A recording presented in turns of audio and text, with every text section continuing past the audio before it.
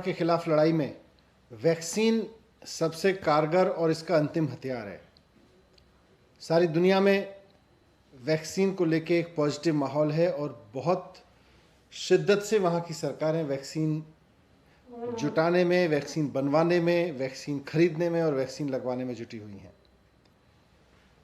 दिल्ली सरकार ने भी युद्ध स्तर पर दिल्ली के एक एक नागरिक को वैक्सीन लगाने की तैयारी शुरू की, पूरे मिशन मोड में।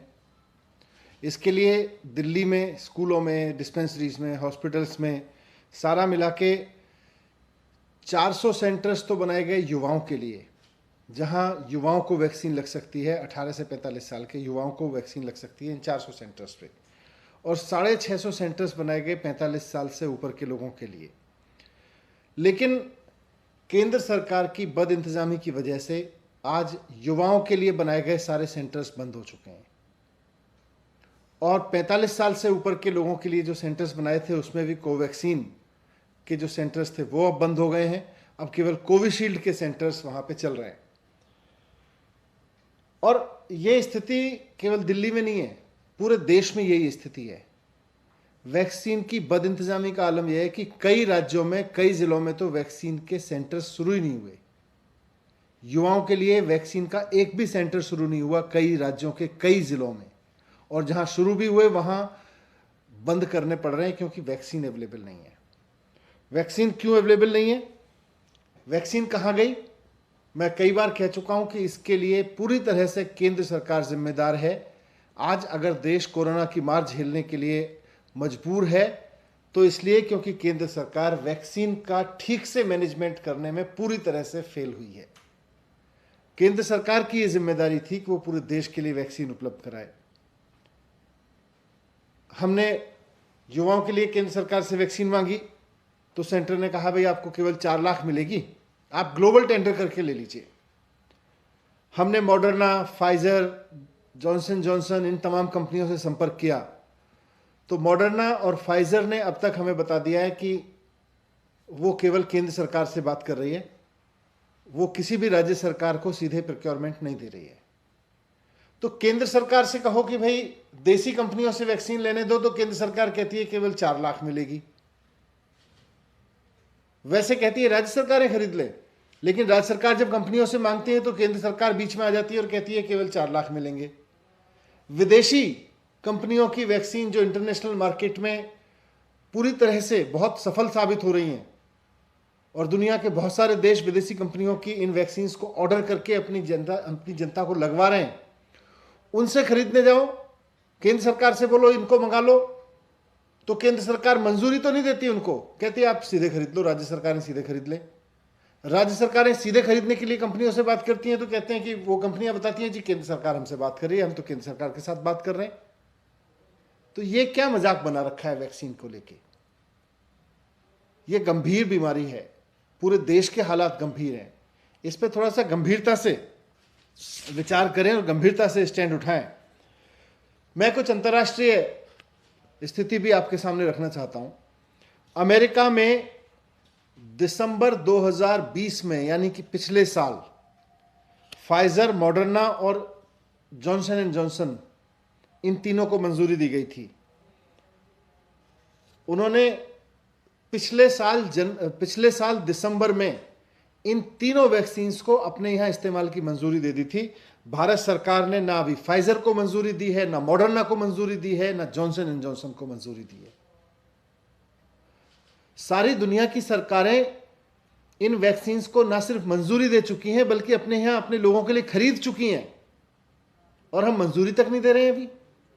ऐसी क्या मजबूरी है? ऐसी क्या मजबूरी है कि हम केवल और केवल देश में बनी 2 कंपनियों की वैक्सीन के सहारे निर्भर हैं, और वो भी आप उनको निर्यात किए जा रहे हो, आप उनको एक्सपोर्ट किए जा रहे हो, वो देश में उपलब्ध नहीं है। और जब राज्य सरकारें अंतर्राष्ट्रीय बाजार में जाती हैं तो वहां से पता चलता है कि देश में तो भी इन वैक्सीन को मंजूरी नहीं दी गई है। रूस ने अगस्त में स्पुतनिक को मंजूरी दी थी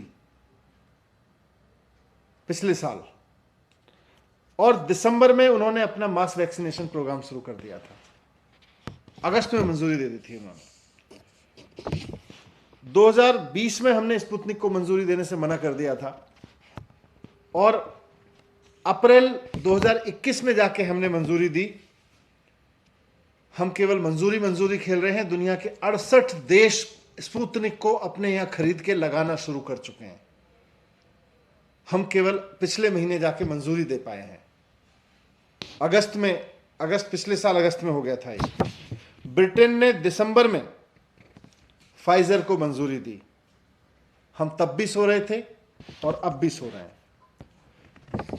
फाइजर को ब्रिटेन ने, फाइजर अमेरिका में बनी है, लेकिन ब्रिटेन ने उनको दिसंबर में अपने यहां बेचने की मंजूरी दे दी थी और अब तक 85 देश अपने देश के लोगों के लिए फाइजर को मंजूरी दे चुके हैं, उसको खरीदना शुरू कर चुके हैं और अभी तक हमने मंजूरी नहीं दिया इंडिया में।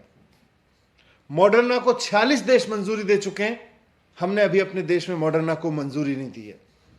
जॉनसन एंड जॉनसन को 41 देश मंजूरी दे चुके हैं, हमने अभी अपने देश में बेचने को मंजूरी नहीं दी है। ये क्या मजाक चल रहा है? एक तरफ आप कहते हो ग्लोबल टेंडर से अंतरराष्ट्रीय वैक्सीन खरीद लाइए, राज्य सरकारें जाके खरीद लें। अभी तो राज्य सरकारों को भारत जो वैक्सीन खरीदनी है, जिनके लिए आप कहते हो टेंडर कर लो, उनको भारत सरकार मंजूरी तो दे। अभी तक मंजूरी भी नहीं दी गई है। दुनिया की सारी सरकारों ने दुनिया भर में वैक्सीन के इंटरनेशनल प्रोडक्शन पे नजर रखी और जैसे जैसे वैक्सीन बनाने का काम, वैक्सीन की ट्रायल्स आगे बढ़े, वैसे वैसे वहां के कई देशों की केंद्र सरकारों ने एडवांस में प्रोक्योरमेंट ऑर्डर कर दिए। वैक्सीन बनना शुरू हो उससे पहले वहां प्रोक्योरमेंट ऑर्डर कर दिए गए थे।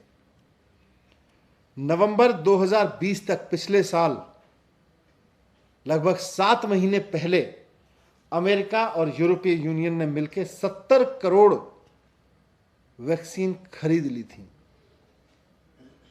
उस ऑर्डर्स के तहत।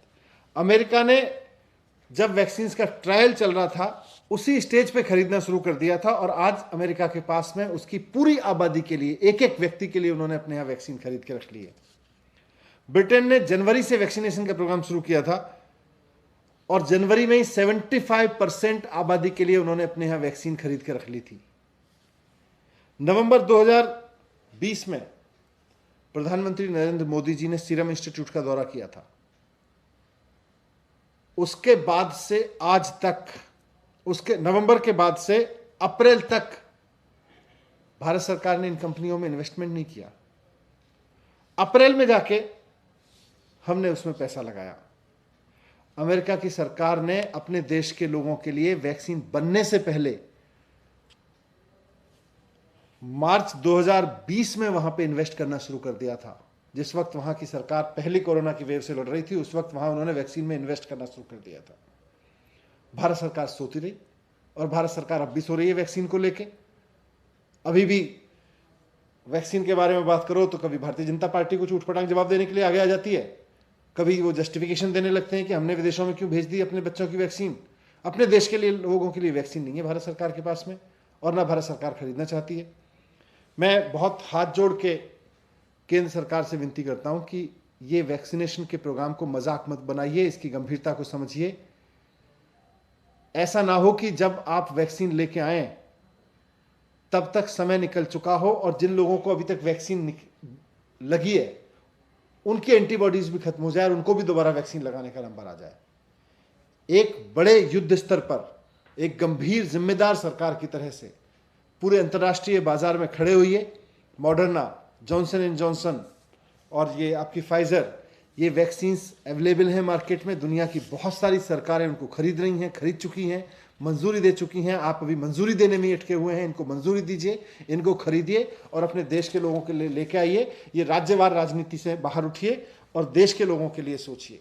मैं यही विनती करता हूं केंद्र सरकार से, क्योंकि मॉडर्ना और फाइजर दोनों कह चुकी हैं कि हम केंद्र सरकार से बात कर रहे हैं, हम राज्यों के साथ में डील नहीं करेंगे। और ये बात दिल्ली की नहीं है, पूरे देश की राज्य सरकारों की बात है।